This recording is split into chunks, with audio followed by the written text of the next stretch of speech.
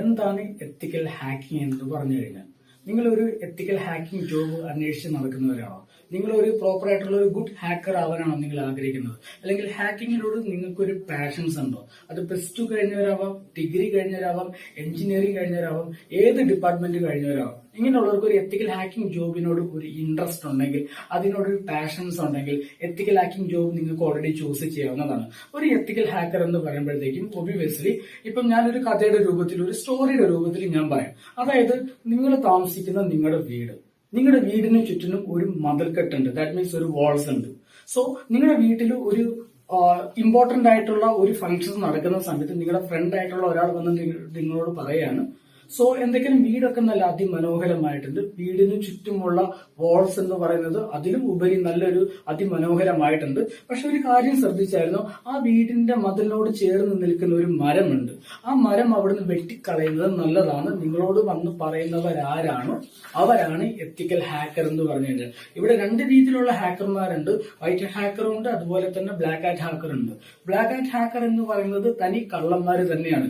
എത്ര സെക്യൂർ ആയിട്ടുള്ള പ്ലേസ് ആണെങ്കിലും അവരെന്ത് ചെയ്യും? ഓൾറെഡി ഹാക്ക് ചെയ്ത് അല്ലെങ്കിൽ അവർ മോഷ്ടിക്കുകയും ചെയ്യും. ആ മോഷ്ടിക്കാൻ വരുന്ന ബ്ലാക്ക് ഹാറ്റ് ഹാക്കറിനെ തടഞ്ഞു നിർത്തുന്നത്, പ്രൊട്ടക്ട് ചെയ്ത് നിർത്തുന്നതാണ് എത്തിക്കൽ ഹാക്കറിന്റെ ദൗത്യം, റെസ്പോൺസിബിലിറ്റി എന്ന് പറയുന്നത്. ഇപ്പം ഒരു ബാങ്കിങ് മേഖല എടുത്ത് നോക്കുവാണെങ്കിൽ, അതായത് നമ്മളിപ്പോ ഒരു ATM-ൽ നമ്മൾ പൈസ പോയി വിഡ്രോ ചെയ്യാറുണ്ട്, നമ്മൾ അതുപോലെ തന്നെ ട്രാൻസാക്ഷൻ ചെയ്യാറുണ്ട്. ആ സമയത്തൊക്കെ നമ്മുടെ പൈസ ഓൾറെഡി ഹാക്ക് ചെയ്യപ്പെടാനായിട്ട് വളരെ സാധ്യത കൂടുതലാണ്. പക്ഷെ എന്തുകൊണ്ടാണ് നമ്മുടെ പൈസ അവിടെ ഹാക്ക് ചെയ്യാതിരിക്കുന്നത്?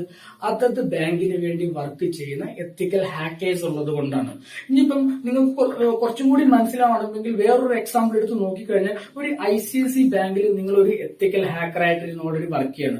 ഒരു എത്തിക്കൽ ഹാക്കറായിട്ട് നിങ്ങൾ ഒരു ICIC ബാങ്കിൽ ഇരുന്ന് വർക്ക് ചെയ്യുമ്പോഴത്തേക്കും ഓപ്പോസിറ്റ് ഇരുന്നുകൊണ്ട് നിങ്ങൾ വർക്ക് ചെയ്യുന്ന ബാങ്കിനെ ഹാക്ക് ചെയ്യാൻ ട്രൈ ചെയ്ത് കഴിഞ്ഞാൽ ഒബ്വിയസ്ലി അതിന്റെ നോട്ടിഫിക്കേഷൻ ആദ്യം കിട്ടുന്നത് നിങ്ങൾക്കായിരിക്കും. സോ നിങ്ങൾ ഒബ്വിയസ്ലി എന്ത് ചെയ്യും? ഓപ്പോസിറ്റ് ടൂൾ വെച്ചിട്ട് നിങ്ങൾ അതിനെ ബ്ലോക്ക് ചെയ്യാൻ നോക്കും. നിങ്ങൾക്ക് നല്ല രീതിയിൽ ബ്ലോക്ക് ചെയ്യാൻ പറ്റിയില്ലെങ്കിൽ ഞാൻ അത് ഉറപ്പായിട്ടും ഹാക്ക് ചെയ്തെടുക്കുകയും ചെയ്യും. പക്ഷെ നിങ്ങൾക്ക് നല്ല രീതിയിൽ ബ്ലോക്ക് ചെയ്യാൻ പറ്റിക്കഴിഞ്ഞാൽ ഞാൻ എത്ര ട്രൈ ചെയ്താലും എനിക്ക് അതിലേക്കുള്ള ആക്സസ് എനിക്ക് കിട്ടത്തില്ല. ബിക്കോസ് ഞാൻ ട്രൈ ചെയ്യുന്നതോറും banking server automatic shut down ആയി പോയിക്കൊണ്ടിരിക്കും. അതായത് ഏതൊക്കെ ത്രൂ ആണ് ഓൾറെഡി ഹാക്കിംഗ് നടക്കുന്നത്, എങ്ങനെയൊക്കെയാണ് ഹാക്കിംഗ് ചെയ്യാൻ പറ്റുന്നത്? ഒന്ന്, ഈ പറഞ്ഞ പോലെ സോഫ്റ്റ്വെയർ, മൊബൈൽ ആപ്ലിക്കേഷൻ, വെബ്സൈറ്റ്, ഇത് 3ഉം ഓൾറെഡി ഹാക്ക് ചെയ്ത് പഠിക്കുകയും ചെയ്യുന്നത്. എന്തിനാണ് ഹാക്ക് ചെയ്ത് പഠിക്കുന്നത്? നമ്മുടെ സെൽഫ് സെക്യൂരിറ്റിക്ക് വേണ്ടിയിട്ടാണ്. അതായത് ഒരു മോഷണം നടക്കുന്നത് എങ്ങനെയെന്ന് ഹാക്ക് ചെയ്ത് പഠിച്ചാൽ മാത്രമേ മോഷണം നടക്കാതിരിക്കാൻ വേണ്ടി എങ്ങനെ ഹാക്ക് ചെയ്ത് പ്രൊട്ടക്ട് ചെയ്യണമെന്ന് നമ്മൾ അറിയുള്ളൂ, എങ്ങനെ പ്രിവെന്റ് ചെയ്യണമെന്ന് നമ്മൾ അറിയുള്ളൂ. സോ ഒബ്വിയസ്ലി തീർച്ചയായിട്ടും ഇത് നല്ലൊരു ഗ്രോയിങ് സെക്ടർ തന്നെയാണ്.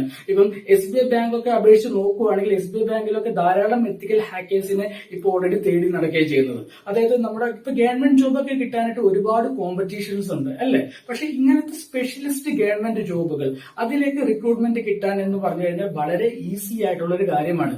അതുപോലെ തന്നെ നമ്മുടെ ഒരു ഇന്ത്യൻ ആർമി ആണെങ്കിലും കേന്ദ്ര സർക്കാരിന്റെ ഓരോ സ്ഥലത്താണെങ്കിലും ധാരാളം ജോബ് വേക്കൻസീസ് ആണ് ഈ എത്തിക്കൽ ഹാക്കിംഗ് ഫീൽഡിലുള്ളത്.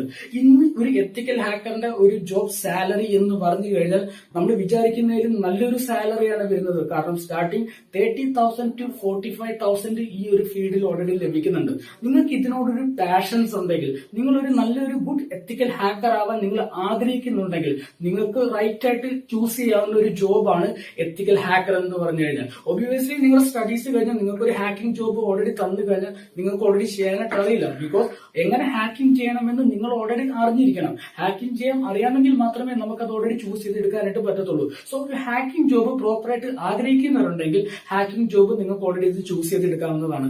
ഇതാണ് എത്തിക്കൽ ഹാക്കിംഗ് ജോബ് എന്ന് പറയുന്നത്. സോ നിങ്ങളുടെ റെസ്പോൺസിബിലിറ്റി, നിങ്ങൾക്ക് ഇൻട്രസ്റ്റ് ഉള്ള ഫീൽഡ് ഏതാണോ, നിങ്ങളുടെ ഐഡിയ എന്താണോ, നിങ്ങൾക്ക് എങ്ങനെ വേണമെങ്കിൽ ഇരുന്ന് എത്തിക്കൽ ഹാക്കറിനകത്ത് ഓൾറെഡി വർക്ക് ചെയ്യാം. ഒരു കമ്പനിയിൽ ഇരുന്ന് വർക്ക് ചെയ്യാം. കമ്പനിയുടെ അണ്ടറിൽ ഈ പറഞ്ഞ പോലെ തന്നെ നിങ്ങൾക്ക് സോ ഏത് രീതിയിൽ വേണമെങ്കിലും കമ്പനിക്ക് വേണ്ടി നിങ്ങൾക്ക് വർക്ക് ചെയ്യാൻ പറ്റുന്ന ഒരു ഫീൽഡാണ് ethical hacker. So this is ethical hacker.